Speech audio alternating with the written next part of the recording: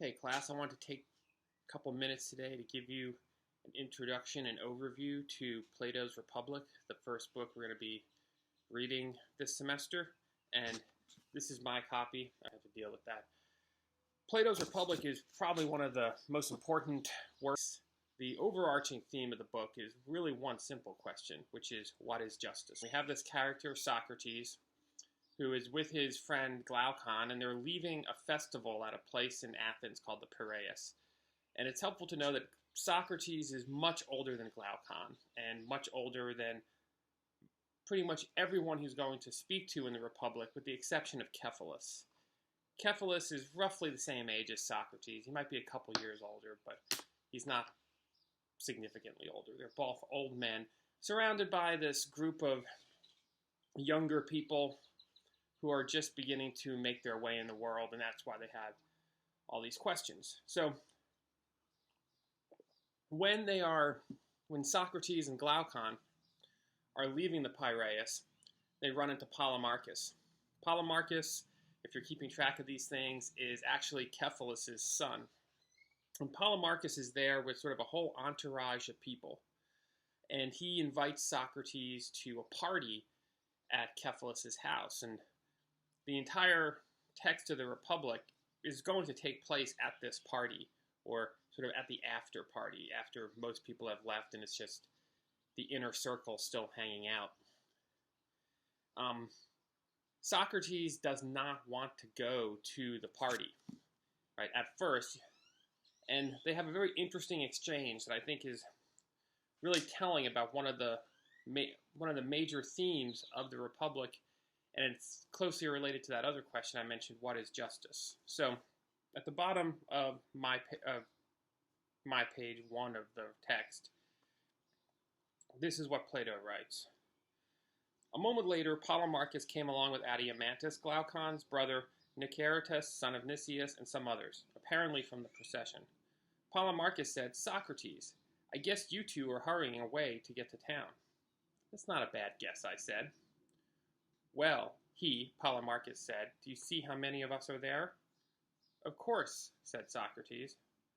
"Well then," Polemarchus said, "either prove stronger than these men, or stay here." "Well, isn't there one other possibility?" Socrates said. "Our persuading you that you must let us go?" And this is the key question that Polemarchus asks Socrates, that Socrates doesn't really have an answer to at this point. Polemarchus says, "Could you really persuade us if we don't listen?" And Glaucon says, "Well, there's no way." And they go on to say that we won't listen, and so on. So what this little exchange introduces is a sort of a central problem of political philosophy and sort of the teaching of ethics. Socrates wants to persuade Polemarchus to do things his way.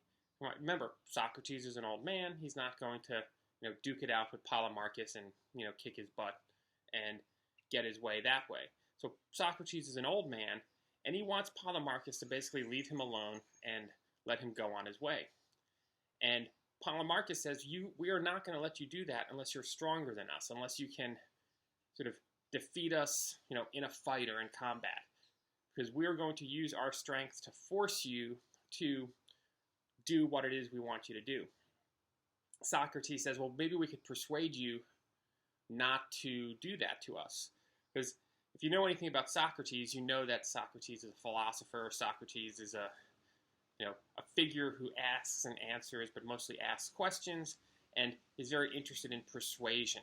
And the response that Polemarchus gives is, well, we're not going to listen. And you can't make us listen, right? You can't persuade me to listen if I've already decided I won't listen, because in order for you to persuade me, I have to listen.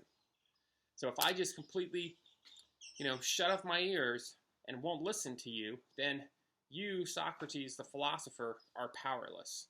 So there are sort of two ways of reading this situation. First is sort of and they're related, they're not mutually exclusive. One is about the relationship between philosophy and sort of political power. Because Polemarchus is in charge of all these people in his entourage. So he has political power, so to speak, or like an image of political power over these people. And Socrates, the philosopher, is sort of put in the position of how do I use my philosophizing, my persuasion to get political power to do what I want it to do. Right? That's sort of one way of reading this scene. And the answer that comes out of this scene is, well, you can't. That political power, because it has sort of the strength to smack you around, can do whatever it wants to do regardless of what tools of persuasion you might have. So that's one way of reading it. Another way of reading it that's sort of the same theme but a little bit more sort of generally speaking is a contrast between Polemarchus and sort of like this threat of violence that sort of underlies everything he says, and Socrates' idea of persuasion, which is sort of nonviolent, right? He just wants to talk and get Polemarchus to see things his way. And Polemarchus is, of course, again, he doesn't want to listen. He just wants to, do what I say or my men are going to smack you around.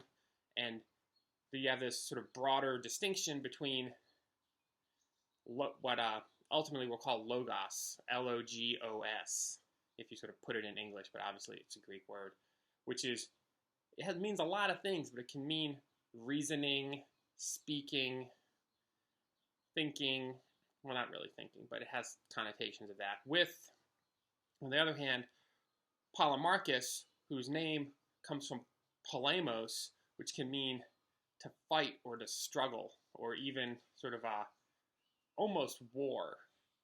And so we have Polemarchus is sort of this figure that represents violence in a way. And Socrates is this figure that represents reasoning and persuasion. And how do they interact with each other? And how can reason or persuasion get violence to, I guess you could say, restrain itself and listen to reason or persuasion? As we'll see in this instance, Socrates gives up and says, okay, we'll come to the party with you. So in this first instance, when it comes to, polemos versus logos, polemos seems to win. And so Socrates goes to the party.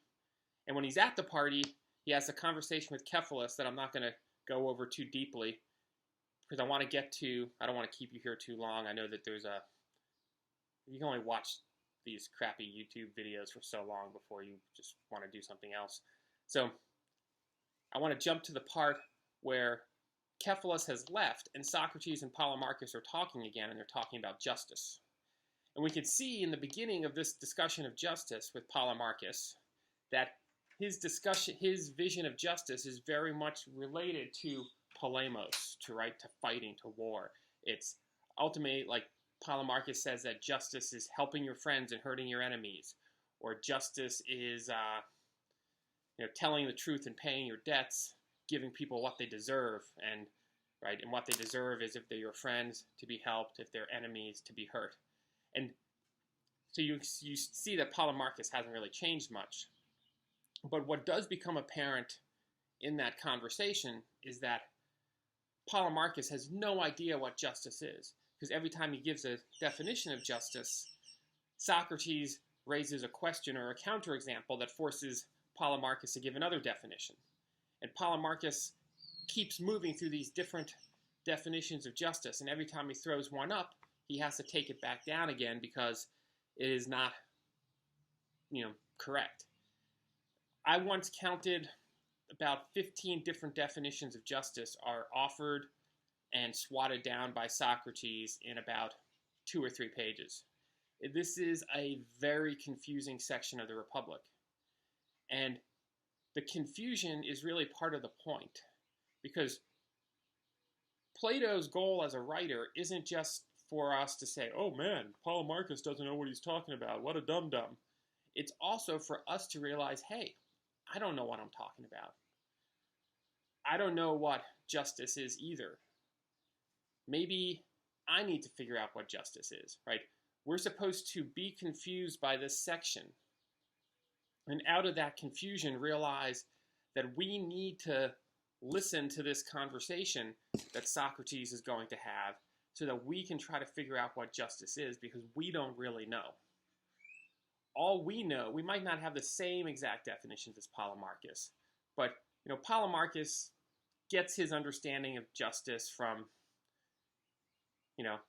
old man Cephalus, or maybe people like that he hangs around with. He's never really given it much thought.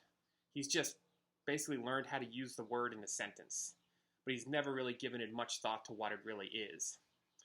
And Plato wants his readers to realize that by and large, we're in that same situation. We've never given much thought to what it really is.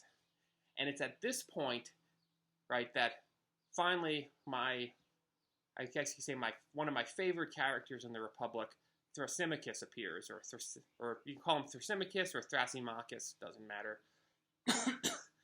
He appears, and he is really doing two things. He's sticking up for Polemarchus because he doesn't like seeing Socrates basically humiliate this kid in his own party, right, by making him feel like a dum-dum. But he also is probably the only person there other than Socrates who has given much thought to what justice is. But the position that Thrasymachus has come up with is really a fairly shocking one. And essentially Thrasymachus' view, right, he says justice is the advantage of the stronger. And what that means for Thrasymachus is that basically, to sort of simplify things, justice is a lie. There's really no such thing as justice. People believe this or that to be just because someone told them to. Right? Polemarchus thinks that justice is helping your friends and hurting your enemies because that's how he was raised. That's how he grew up. But there really is no such thing as justice. Justice is just whatever people say it is. And the real important question is really not what justice is, but how do I get to be the guy that says what it is? And then what I'm going to do when I become that guy is I'm going to make it to my advantage. So if I'm a king, justice is going to be serving king and country. And that's what I'm going to tell everybody justice is. If I'm a peasant, or if I'm poor, I'm going to tell people that justice is helping the poor. If I am a philosopher, I might tell people that justice is respecting philosophy and, helping philosophers out.